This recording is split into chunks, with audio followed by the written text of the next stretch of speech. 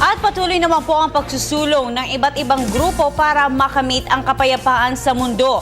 At kabilang na nga po sa kanilang mga lugar na binisita ay ang Mindanao, kung saan hinihikayat ang iba't ibang lider doon na tapusin na ang hindi pagkakaunawaan at kaguluhan para na rin sa ikauunlad ng kanilang bayan. Narito ang ulat ng aming kasamang si Beth.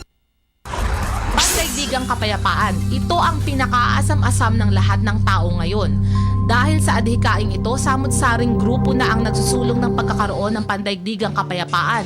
At isa na nga dito ang grupong Heavenly Culture World Peace Restoration of Light o HWPL ng South Korea sa pangunguna ng kilalang peace advocate na si Man Hee Lee.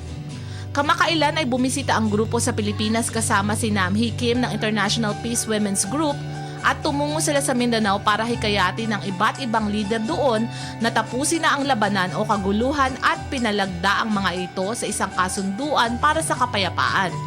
Matapos nito ay pumunta ang grupo sa Maynila para naman pangunahan ang World Peace Forum. Sa nasabing forum na nilahukan ng mga NGOs at iba pang religious group, ikinuwento ng leader ng HWPL ang naging aktibidad sa Mindanao at isiniwalat na rin niya ang iba pang plano ng grupo para lalo pang mapalapit sa hinahangad na kapayapaan. Para sa Telebisyon ng Bayan, Elizabeth Katshid.